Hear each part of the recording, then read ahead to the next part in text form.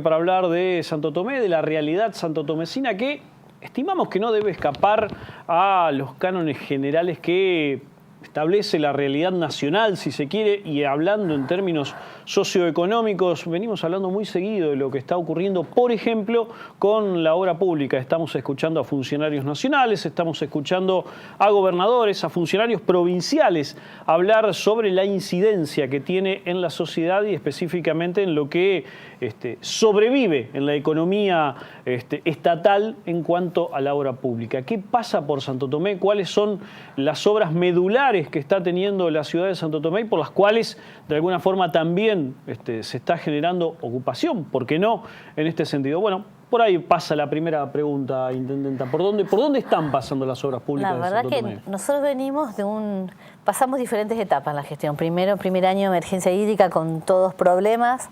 Segundo año con mucha obra pública, con mucho trabajo en la vía pública. Y ahora tratando de ver cómo pasamos este mal tiempo de la emergencia, la crisis, llámenle como quieran, lo que está claro es que no es un buen momento. No es un buen momento, estamos todos muy expectantes de la evolución de los recursos, en la medida que no haya actividad económica, en la medida que la gente pierda poder adquisitivo, cuando los impuestos y el Estado se sostiene con impuestos que tienen que ver con el consumo, como el IVA, como ingresos brutos, esto se traslada a la estructura del Estado que se sostiene con los aportes de los vecinos. Así que estamos, a ver, en este momento te puedo contar que terminamos el plan de 50 cuadras de pavimento flexible, que de hecho lo transformamos en 77 cuadras. Seguimos trabajando con el plan de pavimento de hormigón, que es municipal, que lo hacemos por administración municipal, con empleados municipales, con equipos municipales. Bajando un poco el ritmo de velocidad de la obra, porque la verdad que después de mucho tiempo habíamos logrado hacer una cantidad de cuadras, 4 cuadras en un mes, es un ritmo de obra impresionante. Un ritmo de una calle por semana, básicamente. Bueno, lo que hicimos es bajar un poquito, porque ¿cómo se logró ese aumento? Trabajando con la motoniveladora propia y alquilando otro equipo para duplicar la capacidad de trabajo. Pero bueno, eso significa que tenés que comprar mayor cantidad de hormigón por mes. Entonces, ¿qué hicimos? Estamos bajando el ritmo de obra a 2 cuadras por mes, por lo menos digo, hasta diciembre. Uno dice hasta que aclare un poco esto, hasta que sepamos cómo va a evolucionar el costo, porque nosotros tenemos una paritaria que a partir de agosto aumenta cada mes con la cláusula gatillo de acuerdo a lo que es la inflación. Imagínate que todos los meses hasta ahora hubo proyectamos un presupuesto calculando que el costo de personal iba a tener un aumento del 25%, y están planteando algunos economistas que vamos a llegar al 45%, otros dicen al 50%. Con lo cual, cuanto más cerca estamos de fin de año, lógicamente los intendentes tenemos que ser mucho más restrictivos en la mayor cantidad de inversiones posibles para garantizar sí o sí cumplir con las pautas salariales, pero además tener la capacidad de comprar los repuestos y que los equipos funcionen, porque tener personas, pero no tener equipos para que trabaje, no tiene sentido. A ver, nosotros recolección de residuos lo hacemos con empleados municipales. Tenemos que tener los empleados pagos como corresponden, pero también necesitamos que los camiones tengan el embrague, tengan los frenos, tengan todos los insumos necesarios. Así que en esa situación estamos, con mucha obra pública. Mira, en 2 años y medio en Santo Tomé, sin contar el acueducto, que estamos hablando de una inversión extraordinaria que si el 100% no la podemos imputar a Santo Tomé, pero que si no se hubiera hecho toda esa inversión no hubiera llegado el agua del acueducto a Santo Tomé. Podemos decir que Santo Tomé se invirtió entre recursos provinciales, municipales e inclusive un proyecto nacional que se está ejecutando a través de la provincia, donde hay un aporte de nación y de provincia, que es un programa de hábitat para 3 barrios de la ciudad. Estamos hablando de inversiones que superan los 700 millones de pesos en obras. Ahora, todo ese ritmo ahora nadie quiere dejar, no queremos dejar ese ritmo de obra, porque es mucho lo que hicimos, porque es mucho lo que tenemos gestionados, pero bueno, la Nación recorta el Fondo Sojero, nos corta una fuente de financiamiento que era segura y que nos permitía un nuevo frente para hacer trabajo de mantenimiento de calles. Nos dicen que nos van a dar una compensación, pero con esa compensación vamos a llegar a recuperar el 50% de lo que perdimos, y para el 2019 nada. No sé en qué terminará la discusión del presupuesto nacional, pero... Eso es lo que te quería preguntar, porque ¿cómo hace uno como intendente para proyectar hacia dónde va una ciudad cuando uno termina escuchando, no por voces oficiales, sino por lo que se dice, es que con este nuevo acuerdo del Fondo Monetario se recortaría en obra pública? Entonces, ¿uno cómo hace para proyectar? ¿Cómo hace uno para ir planteándole al vecino, mira, de aquí en adelante vamos a encarar esto o vamos a encarar lo otro? ¿Uno se tendría que limitar solamente a brindar servicios básicos? ¿Puede prever, puede proyectar? Es muy difícil, y es muy difícil, sobre todo para municipios que estamos convencidos que el Estado se sostiene con obra pública, Claro. pero también con talleres de cultura, de educación, pero también con la asistencia social, que además no va a disminuir, está aumentando. La demanda social directa, o sea, hoy está llegando a pedir ayuda vecinos que... A ver, está la asignación universal, que eso obviamente genera...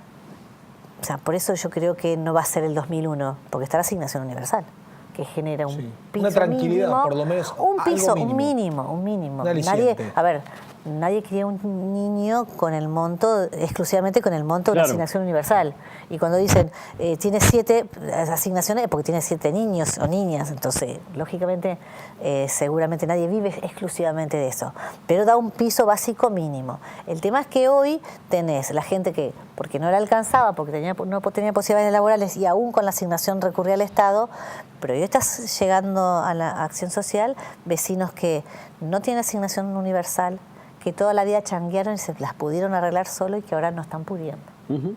Como al sistema de salud está llegando gente que antes tenía prepaga y que ya no puede sostener la prepaga, o que a lo mejor a los chiquitos los sostienen con la prepaga, pero los adultos van al hospital. Entonces, esto genera una mayor demanda y todo se sostiene con recursos. El tejido social en la sociedad en épocas de crisis empieza a resentirse generalmente y, como vos decís, hay personas que se van sintiendo y no sintiendo. Excluidas. Se van expulsando del sistema en ese sentido. ¿Qué está pasando con la línea laboral de Santo Tomé en ese sentido? ¿Se está resintiendo? ¿Hay más remises, que suele ser un indicador? Nosotros somos una ciudad con mucha presencia de remises. Es un servicio, porque además nosotros tenemos, como tenemos la Continental, que es una línea que es interurbana, que tiene varios recorridos hacia el interior de la ciudad, pero hay, nosotros siempre decimos, de los cuarteles, de la línea si quería el cementerio, no tenés un colectivo que te lleve directamente. Entonces, el remis sigue teniendo una función social inclusive importante y sigue siendo una fuente laboral importante.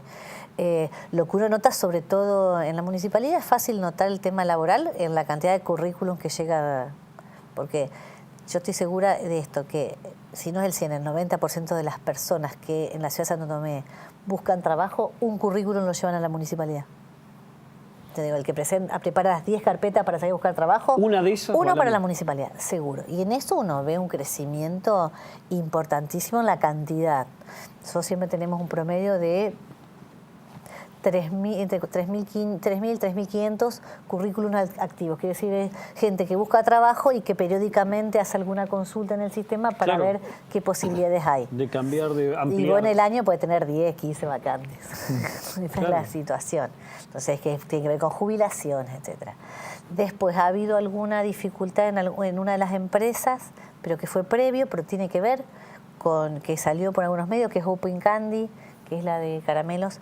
En realidad es, van achicando las posibilidades de colocación de producción, entonces van achicando los turnos de trabajo. Llegó un momento que nos decían, nosotros nos reunimos con la gente de la empresa, ella no tiene, o sea, el que trabajaba en el proceso de fabricación está haciendo mantenimiento. Todos lo están haciendo para ver cómo sostienen, entonces están al límite. Hay muchas empresas que están en ese límite, en el límite de decir, no podemos, no nos pidan más que esto, porque creemos que con esto nos podemos llegar a pasar la crisis, pero no podemos incorporar nada, un costo más de los que tenemos. Claro, eso le quería preguntar, porque... Están como estar todo como muy al límite. Hay incertidumbre con la cuestión de presupuesto, con lo que uno va a proyectar, porque no se sabe cuánto se va a bajar de esa partida, cuánto se recortará en la obra pública. Por otro lado, uno tiene las empresas, que Santo Tomé tiene varias empresas grandes, que le dan fuente de trabajo a muchos santotomecinos, que no sabe si aparecer. Porque cuando hablas, todos te recriminan o te piden algo. No, lo que nosotros tenemos mucho contacto y no nos recriminan porque saben que en las políticas económicas no las definimos nosotros. A ver, el precio del dólar.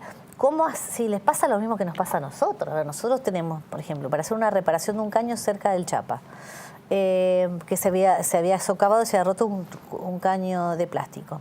Licitaban por un lado la compra del caño y por otro lado la mano de obra por el tema del tipo de equipamiento, porque tienen que trabajar a 4 metros de profundidad. Como el caño es de plástico, no hay manera de que nos sostengan los precios, porque están vinculados al dólar, porque todo lo que es plástico es importado. Entonces, la empresa que licitamos la mano de obra dice, bueno, pero ¿cuánto vamos a esperar nosotros?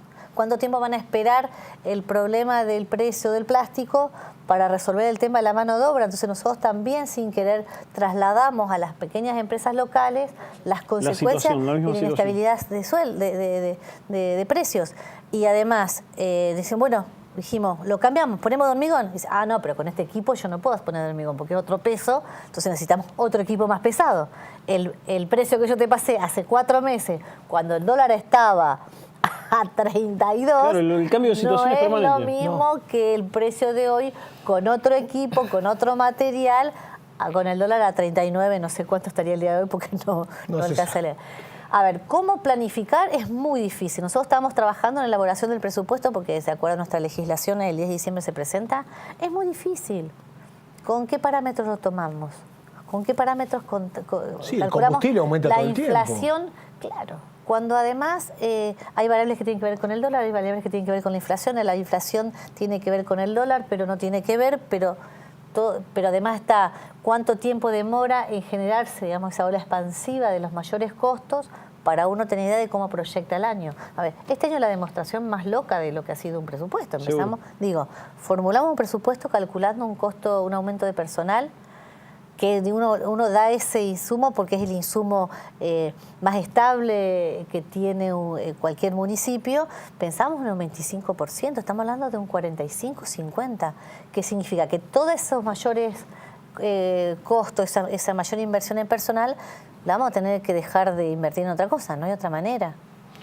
Intendenta, muchísimas gracias. No, por favor, pero vamos para adelante. Sí, esto claro que sí. Tiene que pasar y por suerte, para terminar con una idea, perdón, que ya estabas hablando para no terminar tan negativa. Por favor. No me va a decir lo de la luz después del túnel, ¿no? Al final del túnel. No, yo lo que digo es, por suerte nos agarró la crisis. Yo no sé si este es el túnel o el tren fantasma. No, yo lo que digo es, por suerte estamos atravesando este momento en la ciudad, habiendo hecho un montón de obras públicas, entonces el vecino sabe que cuando se dan las condiciones tenemos capacidad de gestión y de ejecución para cubrir sus expectativas. El esfuerzo lo estamos haciendo todos y cuando nosotros un vecino nos pide una obra y le decimos, mira, por 2 o 3 meses no estamos, yo le digo a los funcionarios, no inventemos nada, sostengamos la agenda, sostengamos lo que sabemos que está en funcionamiento, sostengamos la agenda cultural, la agenda social, la agenda de obras, tal cual la tenemos previstas. Si una licitación se cae, esperemos un poquito, no nos apuremos a licitar hacer el segundo llamado para ver qué va pasando y tratar de que esto pase,